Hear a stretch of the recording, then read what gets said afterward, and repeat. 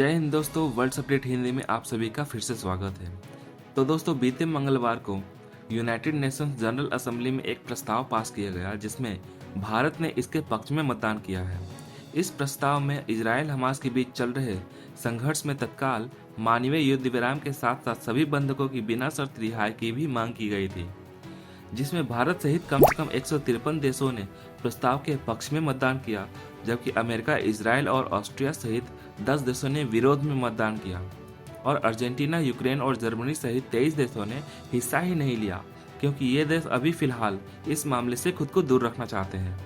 इनमें से cease fire की मांग करने वाले प्रस्ताव को Algeria, Bahrain, Iraq, Kuwait, Oman, Qatar, Saudi Arabia, UAE और फिलिस्तीन सहित कई देशों के द्वारा प्रपोज किया गया था, लेकिन इस प्रस्ताव में हमास ने जो किया उसका जिक्र तक नहीं किया गया, जिसके कारण अमेरिका को ड्राफ्ट में संशोधन करने का प्रस्ताव देना पड़ा और संशोधन करके यह बात जोड़ा गया कि 7 अक्टूबर 2023 से इजराइल में होने वाले हमास के जघन्य आतंकवादी हमलों का हम स्पष्ट रूप से निंदा करते हैं।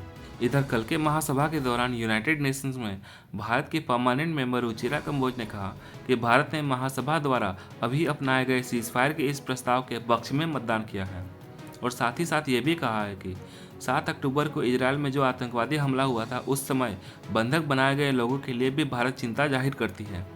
उन्होंने आगे कहा कि वहाँ बड़े पैमाने पर नागरिक जीवन की हानि हो रही है, विशेषकर महिलाओं और बच्चों की। यहाँ एक शांतिपूर्ण और 2 स्टेट सॉल्यूशन ढूंढने का प्रयास जारी है, जो कि लंबे समय से फिलिस्तीनियों के लिए भी एक प्रश्न चिन्ह बना हुआ है। रुचिरा कंबोज ने कहा कि अंतर्राष्ट्रीय समुदाय द्वारा दिखाई गई इस एकता का भारत स्वागत करता है। इस असाधारण मुश्किल समय में हमारी मुख्य चुनौती सही संतुलन बनाने की है। महासचिव द्वारा संयुक्त राष्ट्र के चार्टर के आर्टिकल 99 को लागू करते हुए अंतर्राष्ट्रीय समुदाय के सामने आने वाली कठिनाइयों की गंभीरता और जटिलता का उल्लेख किया गया है। वैसे भारत ने अक्टूबर में इसी तरह के एक प्रस्ताव पर रोक लगा दी थी, जिसमें इजराइल हमास संघर्ष में तत्काल मानवीय संघर्ष विराम का आह्वान किया था, लेकिन भारत के एब्सटेंड करने के बावजूद भारत ने गाजा पट्टी में निर्बाध मानवीय सहायता पहुंचाने का आह्वान किया था।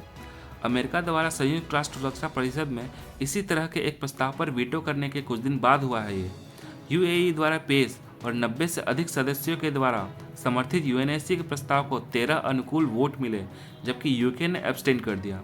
वैसे आगे जो भी खबर निकल के आएगी आपको मैं अपडेट देता रहूँगा। इसके लिए आप चैनल को सब्सक्राइब जरूर करके रखें। वीडियो अच्छी लगी हो तो ज़रूर लाइक करें। धन्यवाद।